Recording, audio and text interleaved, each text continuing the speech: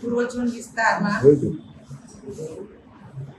જંગલેશ્વર વિસ્તારની અંદર નદીના કાંઠા ઉપર જે મકાનો બનાવેલા છે, ચોમાસાની જ્યારે સિઝનની અંદર ખૂબ વરસાદ આવતો હોય ત્યારે આ નીચલા કાંઠાની અંદર જે મકાનો બનાવેલા છે તે મકાનો ભયગ્રસ્ત મકાનો વરસાદની સિઝનની અંદર ખૂબ પૂર આવતું હોય અથવા પાણીનો પ્રવાહ વધી જતો હોય ત્યારે આ લોકોને સતત સ્થળાંતર કરાવવું પડતું હોય છે.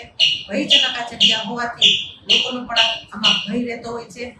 ત્યારે આ મહાનગરપાલિકા દ્વારા આવા જે ભય વિસ્તારવાળા જે છે એરિયા એને અત્યારે તાત્કાલિક ધોરણે નોટિસો આપી અને તેને ખાલી કરાવવાનું હશે.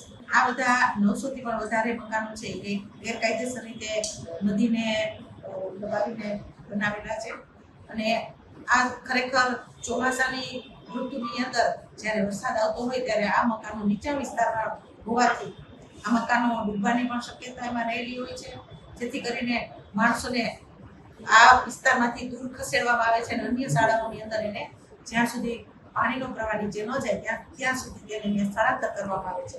અને આમ જોઈએ તો ત્યાં રિવરફ્રન્ટનો પ્રોજેક્ટ પણ હાથમાં છે, એટલે એને ધ્યાનમાં રાખીને પણ આ દબાણો દૂર કરવામાં આવે છે. જ્યારે આ હટાવ દબાણ દૂર કરવામાં આવશે ત્યારે કોર્પોરેશન પણ એનો વિચાર કરશે અને 900 મકાન છે તો આ 900 મકાનના જે રહેવાસીઓ છે એને ક્યાં શું સુવિધા આપવી તેના માટે પણ વિચાર કરશે.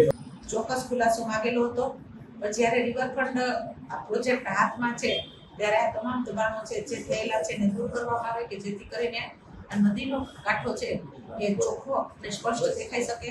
પહેલા નદીનો કાંઠો છે એ સારો અને મોટો હતો, જ્યારે પણ આ દબાણ થવા માંડ્યા ત્યારે આ કાંઠા ઉપર પણ દબાણ થવાના લીધે નદીનો આકાર છે એ પણ બદલાઈ ગયો છે. પણ રિવરફ્રન્ટનો પ્રોજેક્ટ પણ હાથમાં છે ત્યારે આ દબાણો દૂર થાય તો રિવરફ્રન્ટનો પ્રોજેક્ટ પણ હાથમાં છે આગળ વધી શકે. ધ્યાનમાં તો હતું જ, પણ જ્યારે પણ આ લોકોને નોટિસો ફાળવવામાં આવતી તો ક્યાંક ને ક્યાંક પાછી પણ લેવામાં આવતી કે પબ્લિકનો છે એનો પણ વિચાર કરવામાં આવે કે જેથી કરીને એને જ્યાં પણ આપણે નોટિસો આપી તેના આગલું પગથિયું આપણે કેમ લેવું અને કેવી રીતે એને સ્થળાંતર કરાવવું એની પણ ચિંતા કરવામાં આવે.